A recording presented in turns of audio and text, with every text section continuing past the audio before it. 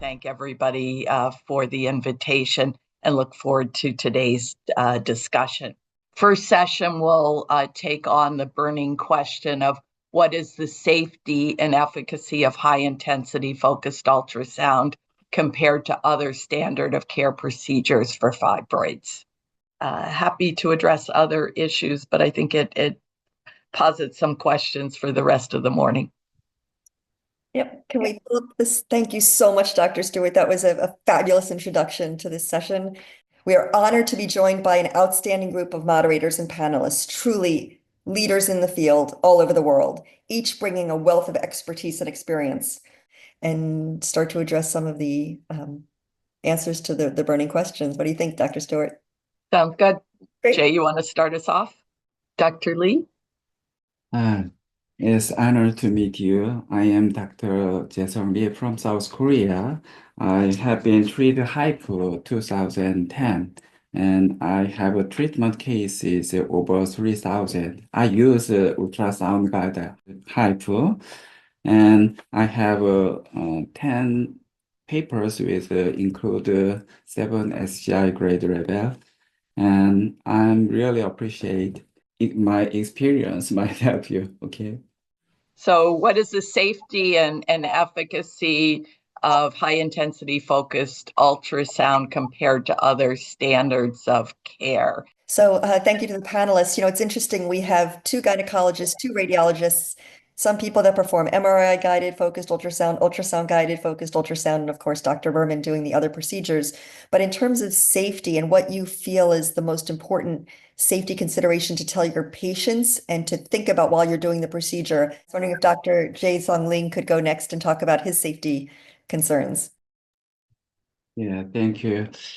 I am the gynecologist for 23 years and have been treating HIFU, ultrasound-guided HIFU for 16 years. I have experienced myomectomy, hysterectomy, laparoscopy, and open laparotomy, and HIFU and a little RF case. I think in aspect of safety of HIFU, as mentioned before, HIFU has acceptable side effect and is considered reasonable safe. Since there are many cases of HIFU, so I think the complications will be more diverse. Currently, as a gynecologist perspective for efficacy of HIFU, now currently exclude hysterectomy. Myomectomy is the most radical treatment for uterine fibroid. Most gynecologists may agree this opinion. In order to compare efficacy of HIFU with other standard procedure, I think the myomectomy should be considered as an absolute reference point. If we compare the efficacy of each procedure based on myomectomy, we can easily know how much therapeutic effect each treatment has. In my experience, although not all fibroids are suitable to HIFU treatment, but HIFU have a very broad therapeutic window, like myomectomy. HIFU can successfully treat various size, various number, various type, and also combined case with adenomyosis.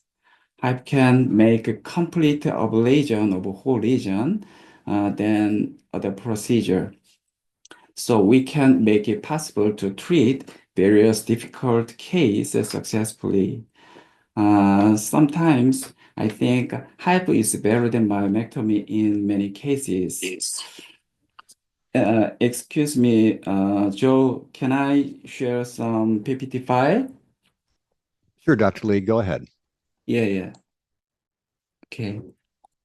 I will share you following 3 cases. I prepared 3 example case. Maybe most gynecologists want to do hysterectomy. The first case is multiple fibroid.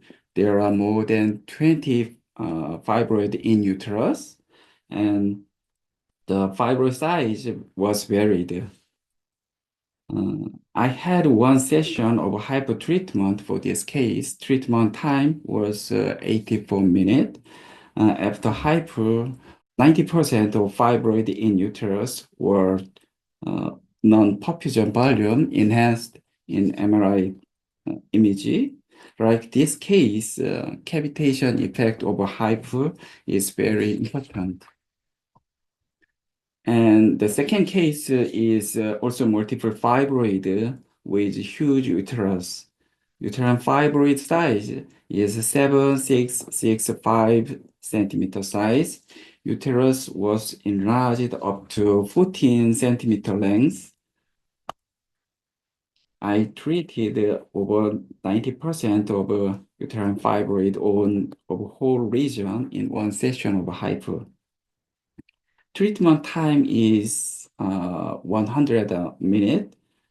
T1 weighted MRI image shows well-treated state.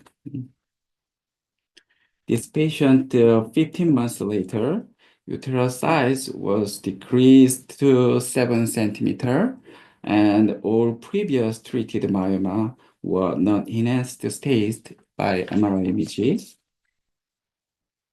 And the third case is 6 submucosal fibroid with diffuse adenomyosis on fundus. Especially, most gynecologists like to do hysterectomy to adenomyosis. She had 2 times myomectomy in past history. Treatment time is 2 hours. I think HIFU treatment can be good modality for like this case. After 9 months later, myoma has disappeared and uterus size was normalized. Menorrhagia and dysmenorrhea symptom was totally disappeared. She could preserve her uterus. I think HIFU can make it possible to treat many difficult cases successfully. Because as you know, HIFU use ultrasound energy, so it's easier to deliver the energy at exact location and to provide exact desired amount of energy at the location. However, in other standard procedure, it's somewhat difficult to deliver energy at exact location. They have already limited direct access to the location. By HIFU, we can direct approach the exact location and controlled exact energy in the location. Well, thank you so much for showing us those cases. And I think, what's so important is number one, you significantly treat all of the fibroids, which is amazing.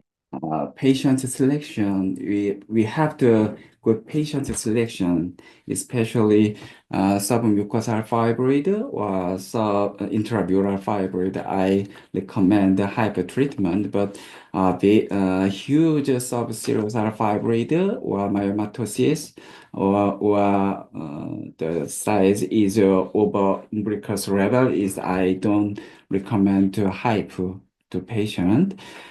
Usually, submucosal fibroid and intramural fibroid is in near the muscle layer is separate near the intestine or near dangerous tissue from the dangerous tissue.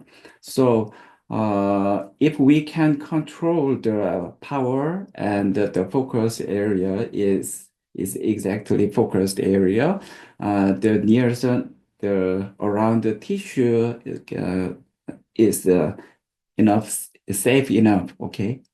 I think the submucosal fibroid is reduction rate is 90% within 1 year, and maybe a small residual region can be preserved, but its necrotic region is don't cause of bleeding, any other problem.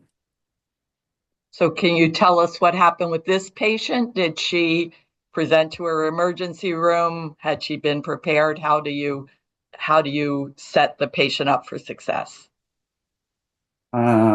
I told the patient to follow up every 3 months, follow up to me, and then I check the ultrasound finding and preventing infection for submucosal fibroid.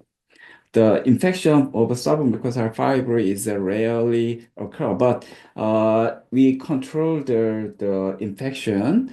The reduction rate is more higher. But for 2 or 3 weeks, she had a mild fever and discharge. But there have no critical complication, no surgical procedure, only antibiotic and anti-inflammatory agent.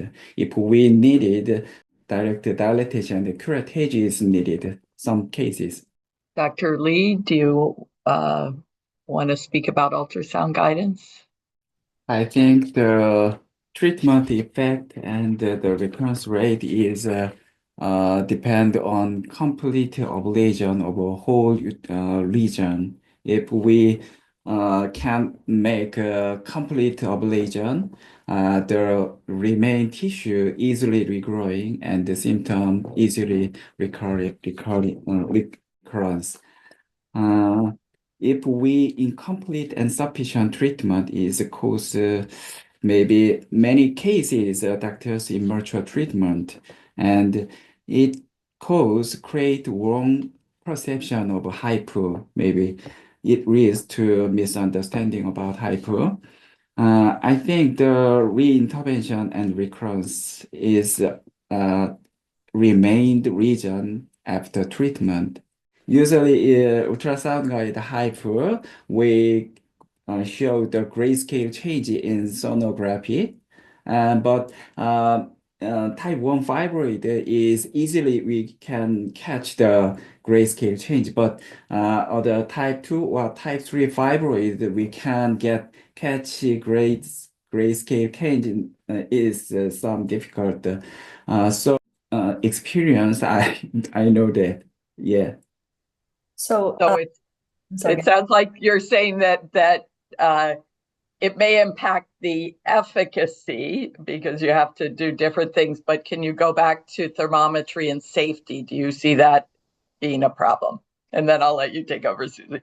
In case I treated the direct ablation is the focus inside of the uterus, and the near around the tissue will be diffuse heat energy. But this diffuse heat energy we call the cavitation effect. But it is the cavitation effect is not higher temperature, so it's a slowly increase the energy do not affect the near the intestine or near tissue.